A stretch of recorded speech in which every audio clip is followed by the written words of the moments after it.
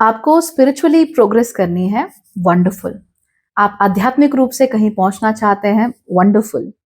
लेकिन अगर आप कुंडली के थ्रू ये जानना चाहते हैं कि कौन से ऐसे ग्रह हैं या कौन से ऐसे भाव हैं जिनके थ्रू आप लोगों की आध्यात्मिक प्रोग्रेस ज्यादा हो सकती है, तो उनका डिस्कशन जो है वो हम आज के वीडियो में करने वाले हैं। So let's get started. नमस्ते, भाग्यश्री होलिस्टिक एस्ट्रोलॉजी में आप लोगों का एक बार फिर से स्वागत है।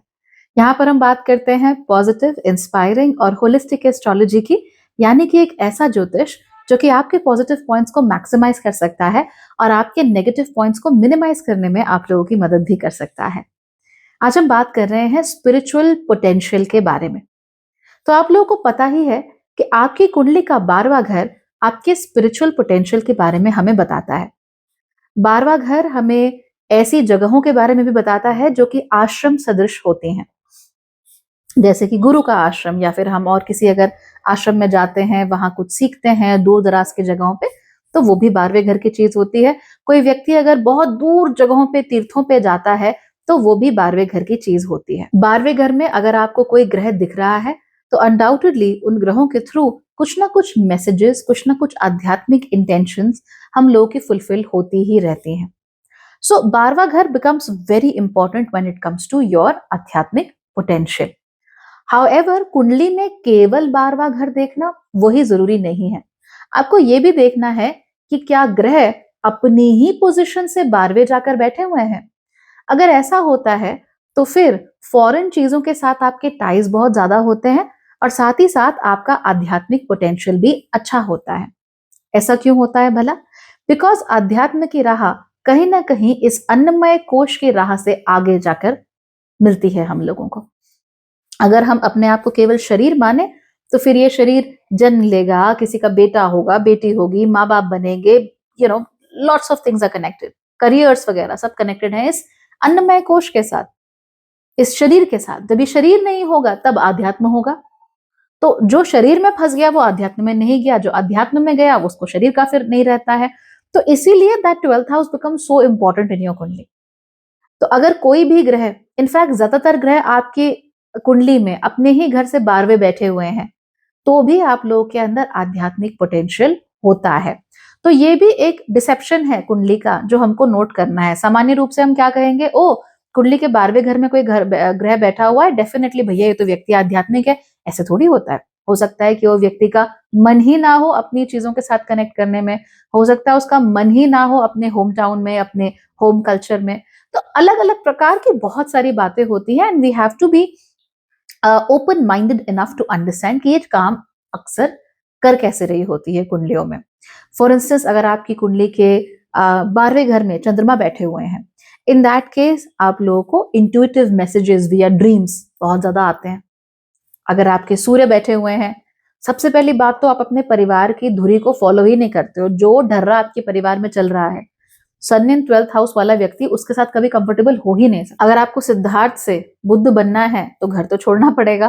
कहने का अर्थ यह है कि घर की जो परंपरा है उसको छोड़ना ही पड़ेगा, क्योंकि आप संन्यास ले रहे हो, आप अलग जा रहे हो दुनिया से। That is why 12th house become so important. So जो सूर्य 12वें घर में होता है तो हमारा उस तरीके से हमारा इंटरेक्शन ज्यादा शुरू हो जाता है। We are not exactly in touch with कि भैया हमारे परिवार में तो ये होता है, सो व्हाट, राइट।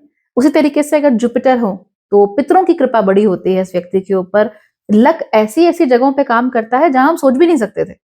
तो चाहे जिंदगी कैसी भी चल रही हो, अगर आप मुसीबत में फंसोगे, आपके पितर आपको किसी ना किसी तरीके से वहां से बचा लेते हैं। तो पितरों का किया हुआ अच्छा कर्म वो नजर आता है। Lot of people they have asked me before as well कि भाई अगर कुंडली के 12वें घर में केतु हो या जुपिटर हो तो आपका आखिरी जन्म है क्या?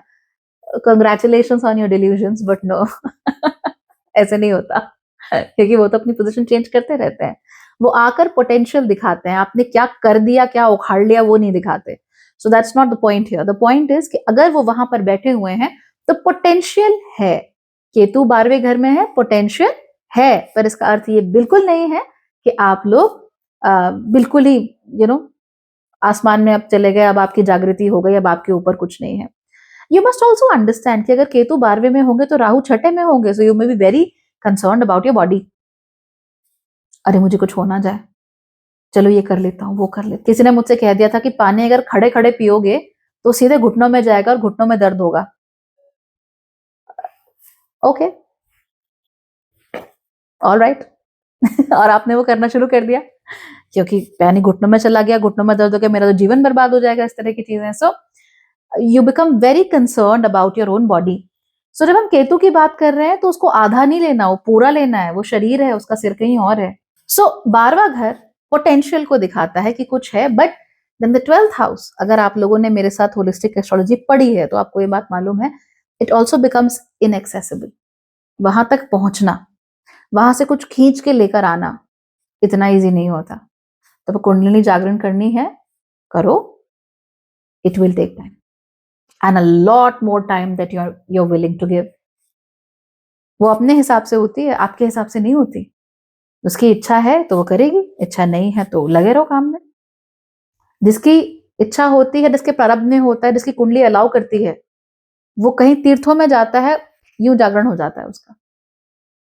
एक तीर्थ में गया और कुछ समथिंग चेंजेस हियर, जिसका प्रारब्ध में होता है। जिसका नहीं होता, वो चाहे 3 घंटे बैठकर माला जपता रहे, नहीं होगा, क्योंकि पोटेंशियल नहीं है। पोटेंशियल का अर्थ क्या हुआ? क्या जाप करने का पोटेंशियल है, उसकी बात हो रही है? नहीं, भीतर झांकने का पोटेंशियल नहीं है उसके अंदर। तो क्योंकि वो नहीं है, वो नजर नहीं है, इसलिए नहीं हो पाएगा। इसीलिए मैं कई बार आपको कहती हूँ गुरु इसीलिए जरूरी होता है, बिकॉज गुरु आपको हल्के से ऐसे जेंटली गाइड कर देगा कि देखो, जाप करो, घंटे भर मत करो, 15 मिनट करो, लेकिन ये करते हुए करो। So you are saving your time and at the same time you are going in the right direction. तो कर्म करना तो है, पर कर्म का डायरेक्शन अगर सही नहीं होगा तो you know you are going in the right direction at a very fast speed, which again is a recipe for disaster. We don't want disasters in our life, so you have to be very careful and you have to be very aligned with your karma. जो दूसरा घर जिसको हम बहुत prominently जोड़कर देखते हैं spiritual या आध्यात्मिक पोटेंशियल के साथ, वो होता है 8वां घर। अब 8वें घर को लेकर हमारे मन में बड़ी सारी चीजें होती हैं, ओकल्ट और तंत्र और ये सब। ऑनेस्टली स्पीकिंग, हमने इन चीजों को कुछ ज्यादा ही मिस्टिफाई किया हुआ है। असल में ये बड़ी सरल चीजें हैं, बड़ी सिंपल चीजें हैं, हमको समझ में नहीं आता और हमको कोई बताने वाला नहीं होता।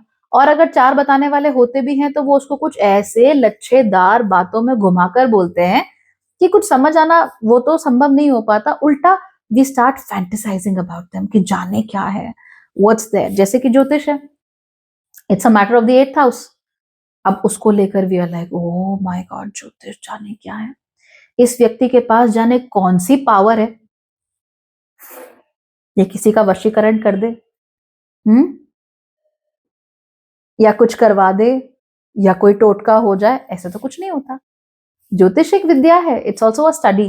और जो ज्योतिषी है वो व्यक्ति भी उस विद्या में लीन है, उसको स्टडी कर रहा है, उसी की साधना कर रहा है। तो जो साधना का तरीका होता है वो बदल जाता है।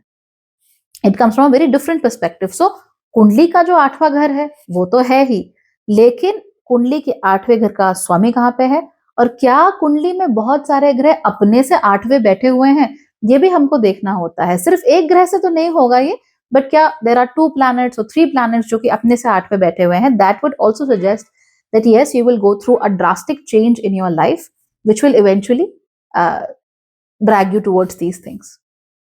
तो ये भी हो जाता है कई बार। 8वें घर में यूजुअली हम बात करते हैं गूढ़ ज्ञान की, छुपे हुए बातों की, छुपे हुए ज्ञान की, तो वो सर्टेनली हमको मिल सकता है।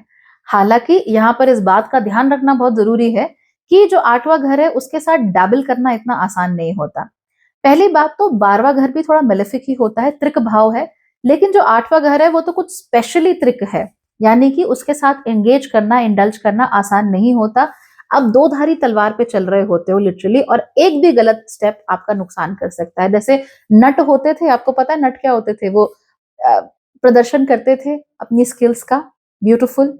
तो एक रोप लगा देते थे और नट या नटी होते थे वो उस रोप पर चला करते थे, एक रोप पर थोड़ा जमीन से थोड़ा ऊपर हटकर। तो जब हम 8वें घर के साथ डैबल कर रहे होते हैं तो यही हो रहा होता है कि आप भी वो एक टाइट रोप है उस पर आप चल रहे होते हो, और you have to balance everything very well. अगर आपने बैलेंस नहीं किया तो आप कभी भी नीचे गर्त में गिर सकते हो। तो जो भी ओकल्ट सब्जेक्ट्स होते हैं, चाहे आप उसे ज्योतिष कह लो, चाहे आप उसे तंत्र कह लो, कुछ भी कह लो, है चीजें बड़ी simple, they are very simple, trust me, they are not difficult at all.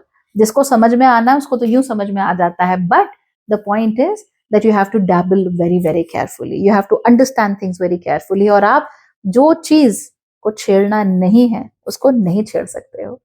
सिद्धियों के साथ भी यही बात होती है। हम सिद्धियों की बात करते हैं, हम कहते हैं कि अरे मैं ये कर दूंगा, मैं वो कर दूंगा, ऐसा हो जाएगा, वैसा हो जाएगा। It's not easy, it's not easy. तो वो आसान नहीं होता। हम बातें बड़ी बड़ी कर सकते हैं उसके बारे में कि हम किसी का वशीकरण कर देंगे, किसी को अपने बस में कर लेंगे, किसी के ऊपर हम काला जादू कर देंगे and all that. You think it's a joke? No, it's not. First of all, people should not say things like that. दूसरी बात, अगर कोई कर ही सकता है तो उस व्यक्ति के अंदर बड़ी समझ होती है कि मुझे कब कहां कितना क्या इस्तेमाल करना है। They can't just go around doing whatever the hell they feel like doing. Super power नहीं होती, विद्या होती है, विद्या के लिए समय होता है। और ये 8th हाउस भी एक बहुत छुपा हुआ घर होता है, it's a very hidden house. तो इसके साथ डैबल करने में, इसमें हम एंगेज करने में, it is dangerous, no doubt, not like life threatening but dangerous, it's not easy. और दूसरी बात ये होती है कि जिस व्यक्ति ने 8वें घर का रास्ता पकड़ा हुआ है उसको अपने जीवन में स्ट्रॉन्ग चेंजेस होते हुए दिखेंगे, 12th हाउस से कहीं ज्यादा स्ट्रॉन्ग। इस व्यक्ति को अपने आप में लिटरली 180 डिग्री का चेंज करना पड़ेगा। और जो व्यक्ति इन चीजों में इन्वॉल्व हो जाता है, अब वो व्यक्ति चाह कर भी, वो चाहे कुछ भी कर ले, अब वो अपने पुराने जीवन में, अपने पुराने सिस्टम में वापस नहीं जा सकता। इसका मतलब ये नहीं है कि अब आप शादी हो गई तो अपने घर परिवार छोड़ के आप इधर उधर हो गए, not exactly. It simply means that you will stop being the same person. और कई बारी चीजें जो होती हैं हमारे लिए थोड़ा सा चैलेंज के साथ आती है। जैसे अगर आप ज्योतिष सीखना शुरू कर दें तो कई बारी ना बुद्धि खराब हो जाती है देख के कि अरे नहीं, ये नहीं हो सकता। आपको लगता है कि आपका सूर्य 8वें घर में है तो कुछ नुकसान नहीं करेगा आपको। आप कहेंगे कि नहीं, मुझे तो कुछ नहीं हुआ, ऑल वाज गुड, मैंने तो कभी कोई तकलीफ देखी नहीं। पर आप ज्योतिष पढ़ना शुरू करेंगे और आपको रियलाइज होगा कि नहीं, कुछ तो प्रॉब्लम है, अंदरूनी ही सही बट है, हिडन ही सही बट है। और जब आप उसको समझ जाओगे तो वो आप उसको सॉल्व कर सकते हो। बट द पॉइंट इज कि वो आती कैसे है? It comes like a problem first, it comes like a challenge first. तो चाहे आप ज्योतिष सीख रहे हो, चाहे कोई भी ओकल्ट सब्जेक्ट सीख रहे हो, the challenge comes first, the resolution comes later. Test पहले लिया जाता है, लेसन बाद में पढ़ाया जाता है। तो इस तरीके से चीजें होती हैं। That is why you will see कि जो लोग 8वें घर के साथ ज्यादा इन्वॉल्व होते हैं वो बहुत सारी बातें बहुत सोच समझ के बोलते हैं। वो किसी के साथ बहुत ज्यादा इंडल्ज भी नहीं करना चाहते, बिकॉज दे अंडरस्टैंड कि again they are walking a tight rope. तो बहुत ज्यादा इधर उधर कुछ करना उनके लिए भी नुकसानदेह साबित हो सकता है। So that's very important. The 8th house is right here for you. इस 8वें घर में अगेन अलग अलग प्लैनेट्स आके अलग अलग चीजें आपके लिए करके जाते हैं। So you will have to look at your own kundli, the 8th house lord, and if any planets are sitting 8th from itself. Then हमारा जो चौथा घर होता है, अब लोग चौथे घर की बात तो बहुत करते हैं ऑनेस्टली, बट जो उसका जिस्ट है वो कोई नहीं समझता। और मैं सबसे पहले चौथे घर के लिए क्या कहती हूँ? Subconscious mind. आपका मन जो अवचेतन है या जो अचेतन है, उस मन की बात यहाँ 4th हाउस में हो रही होती है। तो 4th हाउस अगर आपका अच्छा है, 4th, 8th और 12th के बीच में कोई रिलेशनशिप बन रहा है, in that case yes, you will be very आध्यात्मिक बाय नेचर। आपके अंदर वो पोटेंशियल है और वो पोटेंशियल डेफिनेटली बाहर निकलकर आ सकता है। अगेन, पोटेंशियल आ सकता है, ये ग्रह बताते हैं, संकेत वो आपको जरूर देते हैं। आप उसमें इन्वॉल्व होना हो वो आपकी इच्छा है, जरूरी नहीं होता इन्वॉल्व होना, संकेत मिल रहे होते हैं। और हर किसी को संकेत मिले और वो समझ जाए ये भी जरूरी नहीं होता। तो जिसमें सही पोटेंशियल है, संकेत भी उसी को समझ में आता है, हर किसी को नहीं आता है। अभी जो 4th हाउस है ये आपके अवचेतन को दिखाता है, जो कई सौ हजारों वर्षों से या कई सौ हजारों जन्मों से आपके साथ है, उसको वो दिखाता है। आपके कर्मों का मूल, उसका लेखा जोखा, उसको ये आपका 4th हाउस दिखाता है। तो पोटेंशियल अगर होते हैं, जेन्युइन पोटेंशियल होते हैं, तो आपको 8वें घर में जरूर कुछ देखने को मिलेगा, 12वें घर में जरूर कुछ देखने को मिलेगा, लेकिन प्रिडोमिनेंटली आपको 4th हाउस में देखने को मिलेगा, जिसको हम बहुत आसानी से इग्नोर कर देते हैं। Very easily. फॉर इंस्टेंस देखिए, किसी का केतु अगर चौथे घर में होगा, आप तो देख के हाय ऐसे बोल जाओगे, क्यों? कि इसको तो बंगला गाड़ी नहीं मिलेगा, है ना, इसका तो पता नहीं घर परिवार कह चलेगा, इसको तो सुख नहीं मिलेगा। पर हो सकता है वो व्यक्ति अध्यात्म के लिए हो, तो वो सुख पाने तो वैसे भी नहीं आया है, और उसका सुख भौतिक या सांसारिक चीजों में तो वैसे भी नहीं है, उसका सुख तो कहीं और है। तो हमने जो सुख की डेफिनेशन बना ली है, जरूरी नहीं है कि वो उसमें फिट होता हो व्यक्ति। किसी का राहु अगर चौथे घर में आ गया, तो वो कंफ्यूज ज्यादा है, परेशान ज्यादा है, चीजें बहुत सारी हो रही हैं उसके साथ, और वो अपने ही थॉट्स में गुम रहता है। उसका अपना ही दिमाग उसके लिए एक मुसीबत बन जाता है, जो अंदर ही अंदर उबलती रहती है चीजें, कभी कुछ कभी कुछ कभी कुछ कभी कुछ। तो उसके लिए बड़ी प्रॉब्लमेटिक हो जाती है चीजें। मान लो यहाँ पे राहु के साथ चंद्रमा भी आट के बैठ गए, there is a lot of anxiety in how you are going ahead and how you are doing things. तो अगेन ये फोर्थ हाउस ही है, वही जड़ होती है 8वें और 12वें घर की। तो जब भी आप आध्यात्मिक पोटेंशियल देख रहे हैं, तो केवल 12वें और 8वें घर को देखकर आप ये मत कह लीजिए अरे भाई साहब अब तो मेरा जागरण होके रहेगा, ऐसा कुछ नहीं है। चौथा घर should also be providing you the necessary push. Without that push doesn't work out. अगर चौथे घर में कोई प्लैनेट्स हैं आपके, they might be giving you some sort of challenges. अगर आप उन चैलेंजेस के साथ कनेक्ट नहीं कर रहे हो या उन चैलेंजेस से पार नहीं पा रहे हो, तो फिर तो हो चुकी है आपकी आध्यात्मिक प्रगति। ठीक वही चीज जब चौथे घर को मैनेज कर लोगे, फिर होगी 8वें घर में। 8वां घर will also provide you with the biggest challenge of the mall.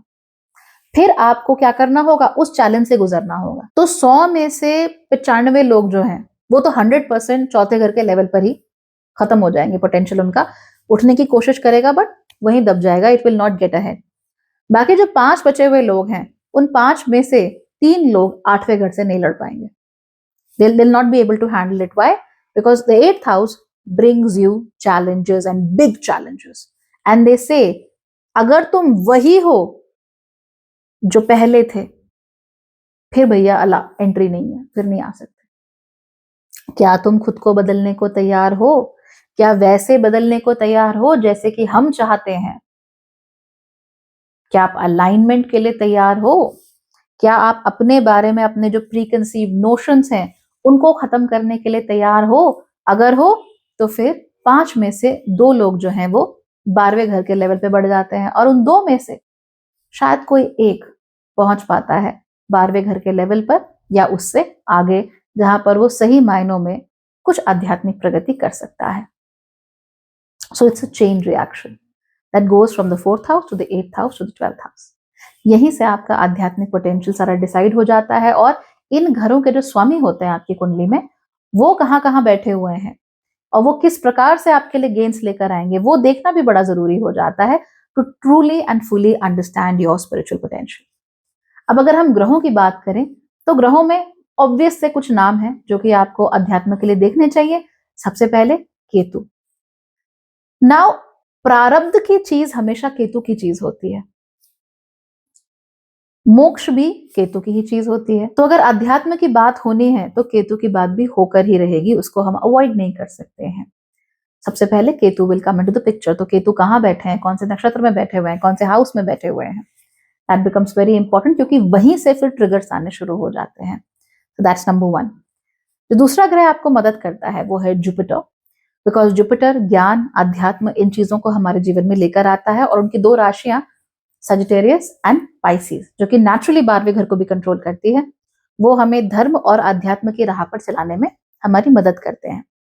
लेकिन इन दोनों से ज्यादा इंपॉर्टेंट एक और ग्रह है जिस पे हम यूजुअली फोकस नहीं करते, वो है मून। जब अध्यात्म की बात हो रही हो तो हम मून को ऐसे इग्नोर कर देते हैं जैसे कि वो है ही नहीं, जैसे मून के साथ बस हमारी भावनाएं, हमारी आकांक्षाएं, हमारे एम्बिशंस जुड़े हुए हैं। But truth be told, if moon doesn't allow anything to happen, it doesn't happen, चाहे आप कुछ भी जोर लगा लो। तो पहला जो चैलेंज है, पहला जो स्टेपिंग स्टोन है, वो चंद्रमा ही है। अगर आपको चंद्रमा को साधना नहीं आया तो आप गुरु तक नहीं पहुंचोगे। अगर आपको गुरु को साधना नहीं आया तो फिर आप केतु तक भी नहीं पहुंच सकते। It is difficult. इनफैक्ट मैंने कहा ना कि संकेत मिलते हैं, पोटेंशियल होगा तो संकेत जरूर आएगा, पर चंद्रमा ही अवेलेबल नहीं है तो संकेत पहचानोगे कैसे? कैसे पता लगेगा कि मेरे मन में जो भाव उमड़ रहे हैं वो केवल एक क्षणिक भावना मात्र नहीं है, वो मेरे मन का इंट्यूशन है. How will you get to know? How will you differentiate between emotion and intuition? How will you know कि ये मेरा दिल मुझसे कह रहा है या फिर बस दिस इज माई वॉन्ट, ये मेरा डिल्यूजन है? कैसे पता लगेगा? कौन बताएगा आपको? ये चीजें बाहर से आके कोई नहीं बता सकता, because nobody hears your voice. आपके दिल की आवाज केवल आप सुन रहे होते हैं. तो जब चंद्रमा ठीक नहीं है तो फिर, तो जब चंद्रमा ठीक नहीं है तो डिल्यूजन दुनिया भर का हो जाता है. कोशिशें भी बहुत होती हैं ऑनेस्टली. कई बार थोड़ा बहुत, जुपिटर क्योंकि बड़े जेनरस प्लैनेट है इसलिए थोड़ा बहुत आपको दे भी देंगे कि चल ठीक है यार, खुश रह तू, इतना रख ले, इतनी भक्ति अपने पास रख, इतना तेरे को कुछ मिल जाएगा. Because Guru is very generous, very benefic by nature. But without moon, without Ketu, progress is not possible. और मैं अपनी क्लासेस में भी हमेशा यही बात बोलती हूँ कि आप सारे ग्रहों पे काम कर लो, पर चंद्रमा पे काम करना इज द मोस्ट डिफिकल्ट. क्योंकि चंद्रमा से अगर कोई रिजल्ट निकाल ले तो फिर उसे बाकी ग्रह तो उसकी कठपुतलियां हो जाते हैं. और जो चंद्रमा से ना रिजल्ट निकाल पाए फिर वो बाकी ग्रहों की कठपुतली हो जाता है. It's a very strong planet. तो किस स्थिति में कहाँ बैठा हुआ है आपकी कुंडली में, किस नक्षत्र पे है, किस अंश पे है, very important. You don't take care of that, you don't take care of anything at all. ठीक है, तो चलो, ये तो सतही बात है, ऊपरी ऊपरी बात है. आध्यात्मिक पोटेंशियल तो बहुत सारी चीजों से पता लगाया जा सकता है. और अध्यात्म के रास्ते पर बढ़ने के लिए तरीके भी बहुत सारे होते हैं. They are more than one way to be आध्यात्मिक. इनफैक्ट मैं जितने आध्यात्मिक लोगों से मिली हूँ जो वाकई किसी स्तर पर हैं, वो जोगी नहीं है, उन्होंने संन्यास नहीं लिया हुआ है, वो गृहस्थ हैं, आपके आसपास ही हैं, और उनमें कोई चिन्ह नहीं है, नथिंग. और अगर होगा भी तो इतना डिस्क्रीट होगा कि आपको कभी पता ही नहीं चलेगा. वो सिर्फ वही पहचान पाएगा जिसको उसे पहचानना चाहिए. सो अध्यात्म का एक ही तरीका नहीं है, रास्ते बहुत सारे हैं, और अलग अलग लोग अलग अलग रास्तों पे चलकर अपने आध्यात्मिक प्रगति के पथ पर पहुंच रहे हैं. लेकिन आध्यात्मिक प्रगति जैसी बड़ी बात सोचने से पहले मेरा यह सजेशन है that you at least align with your charts. अपनी कुंडली जो कहती है, जो मांगती है, पहले उसके साथ अलाइन हो जाओ और फिर देखो आध्यात्मिक प्रगति अपने आप आएगी. कुंडली को देखना नहीं है, उसके बताए अनुसार करना नहीं है, उसको इग्नोर कर देना है and you want to box with God, फिर तो नहीं होगा, फिर बिल्कुल नहीं हो सकता. You will have to come to a place where you are aligned with your kundli. और जब ये अलाइनमेंट संभव हो जाता है तो फिर बाकी हर चीज संभव हो जाती है. ठीक है, चलो, take great care of yourself. Bye.